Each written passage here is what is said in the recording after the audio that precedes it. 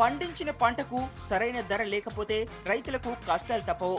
పండించిన పంటను రైతులందరూ ఒకేసారి మార్కెట్కు తరలించడం వల్ల డిమాండ్ తగ్గి గిట్టుబాటు ధర రావడం లేదు. మద్దతు ధర రావాలంటే సుదీర్ఘ కాలం పంట నిల్వ చేసుకునే సదుపాయం ఉండాలి. ఇందుకోసం ఇరిగేషన్ ప్లాంట్లు రైతులకు ఎంతో మేలు చేస్తాయి. ఈ ప్లాంట్లో పంటను నెలల కొద్దీ నిల్వ ఉంచుకోవచ్చు. దీనివల్ల సరుకు దెబ్బతినకుండా ఉంటుంది. అయితే ఖమ్మం జిల్లాలో ప్రారంభమై ఏళ్లు గడుస్తున్నా పూర్తి కాని ఇరిగేషన్ ప్లాంట్ మూలంగా రైతులు తీవ్ర నష్టాలను ఎదుర్కొంటున్నారు.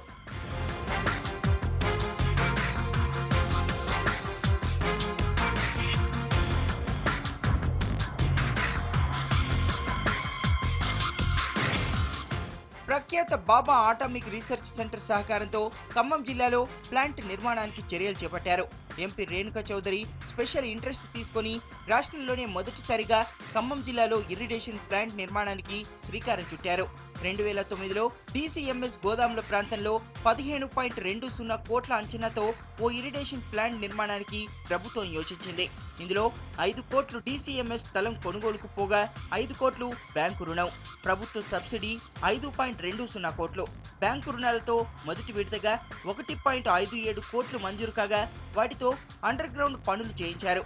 ప్రభుత్వ సబ్సిడీతో సగం ప్లాంట్ మిషనరీకి అందజేయాల్సి ఉంది. కానీ ఒప్పందం మేరకు నిధులు విడుదల కాలేదు. దీంతో ప్లాంట్ నిర్మాణం అర్ధాంతరంగా నిలిచిపోయింది.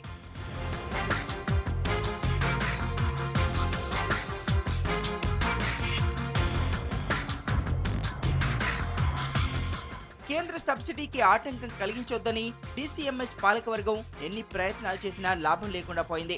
మరోవైపు అప్పిచ్చిన బ్యాంక్ వడ్డీతో పాటు అసలు చెల్లించాలంటూ డిమాండ్ నోటీసులు పంపుతోంది. నిధులు లేకపోవడంతో ప్లాంట్ నిర్మాణం 3 ఏళ్ల కిందటి నిలిచిపోయింది. దీంతో ప్లాంట్ స్థలంలో పిచ్చి మొక్కలు దర్శనమిస్తున్నాయి. వర్షపు నీళ్లు నిలిచి అండర్ గ్రౌండ్ వ్యవస్థ పూర్తిగా పాడైపోయింది. ఇది కాంట్రాక్ట్ కట్టి ఆఫ్ చేసిపోయి అది కాక బిల్లు రాక ఆఫ్ చేసిండ్రు. బిల్లు రాక ఆఫ్ చేసి కాంట్రాక్ట్ గారు అది కూరగాయల మార్కెట్ వాటి రూములు కట్టించిన రూములు కూడా వాటికి కూడా బిల్లు రాక తాళాలు వేసుకొని వెళ్ళిపోయినారు.